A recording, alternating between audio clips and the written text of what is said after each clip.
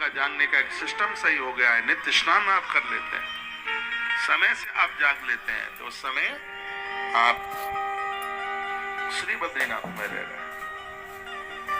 आपकी पोशाक, आपकी मान्यता है, आपके चिन्ह, आपका रूप भारतीय परंपराओं में गड़ा हुआ है।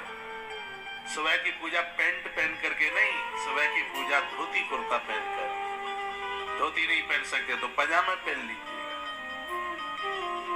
आप साड़ियां पहने, चलो ठीक है, पिकनिक पे बाहर की यात्रा में आजकल एक सिस्टम सा बन गया है, बहनों के शरीर में साड़ियां नहीं होती, दूसरे कपड़े होते हैं, लेकिन घर में पूजा के समय पर तो आप साड़ी पहनिए।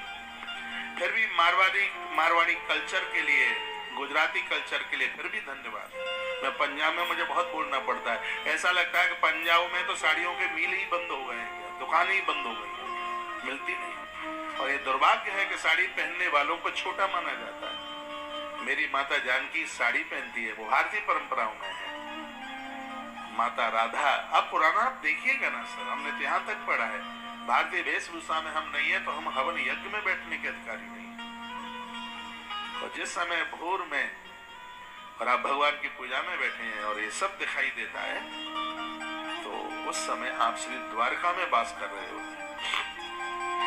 जिनके घर में नित्य भगवान को भोग लगाया जाता है, जिनके घर में लहसुन प्याज तक का परहेज होता है, सच मानिए वो घर साधारण घर नहीं है, वो घर साक्षात जगन्नाथपुरी है। अपने घर को पुरी जगन्नाथ बनाइए, जगन्नाथपुरी बनाइए घर को। ऐसी चीजें बनाइए जिनका भोग भगवान को लगता है। बर्तनों को साफ सुथरा कीजिए। हमारे ग्रंथों में वर्णन है कि जिन बर्तनों में बनाया जाता है उन बर्तनों में कभी खाया नहीं जाता। जब तक थाली के पास में जल नहीं है तब तक भोजन शुरू। सबको वंदन प्रणाम करते हुए, राम राम कहते हुए, और आप भगवान का नाम लेकर के सो जाते हैं, उस समय आपका घर श्री रामेश्वरम धाम बन जाता है। इसलिए मैं कहता हूँ रुद्राष्टक का पाठ करके सोइए। नमामि शमीशान निर्वाण रूप। पता नहीं जो सो गया प्रातः जगेगा कि नहीं। मौत का डिपार्टमेंट महादेव के हाथ में। जागते समय नारायण का स्मरण और सोते समय महादेव का स्मरण होना चाहिए। सुबह जागो ओम नमो भगवते वासुदेवाय, रात्रि को शयन में ओम नमः शिवाय, ओम नमः शिवाय। उसके परिणाम आप 3 ही दिन में देख लेंगे उसके। और ये मेरी बस कहानियां ही नहीं, ये तो मैं सब कुछ करता हूँ। सुबह जागता हूँ, गोपी गीत का पाठ करता हूँ, बासे मुंह बिना नहाए।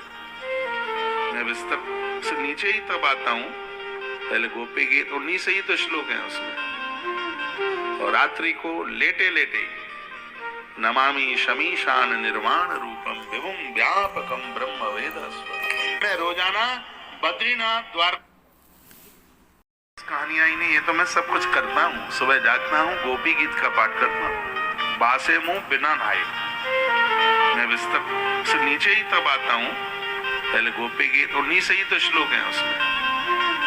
और रात्रि को लेटे लेटे नमामि शमीशान निर्वाण रूपम विभुम व्यापकम ब्रह्म वेद स्वरूपम। मैं रोजाना बद्रीनाथ, द्वारकाधीश, पुरी जगन्नाथ और रामेश्वर भगवान के धाम में रहने का सौभाग्य प्राप्त किया। तीर्थों का जल रखिए, सप्त नदियों, कावेरी को दक्षिणी गंगा कहा गया है, नर्मदा मैया को बड़ी अम्मा कहा गया है। नर्मदा माँ को बड़ी माँ के नाम से जाना जाता है, बड़ी अम्मा के नाम से जाना जाता है। वनवासी लोग तो ज्यादा नर्मदा मैया को बड़ी अम्मा के नाम से बोलते हैं। इसलिए बोलते हैं कि जब धरा पर कोई नदी नहीं आई थी, सबसे पहले इस धरती पर माँ नर्मदा आई है, जिसको आए हुए 5 करोड़ वर्ष से ज्यादा समय हो रहा है इस धरती पर आए हुए। प्रलय होने के बाद भी जो नदी समाप्त नहीं होती है, अमृता है, इसकी मृत्यु नहीं होती। जहां भी बह रही है वहीं इसका दर्शन, इसका वंदन प्रणाम, पूरा फल अमरकंटक का ही देता है। गंगा कनखले पुण्या कुरुक्षेत्र सरस्वती ग्रामे वा यदि वारण्ये पुण्या सर्वत्र नर्मदा। हर द्वार में गंगा का महत्व ज्यादा, पुण्य ज्यादा दे देती है हर द्वार में गंगा। कुरुक्षेत्र में मां सरस्वती ज्यादा पुण्य दे देती है।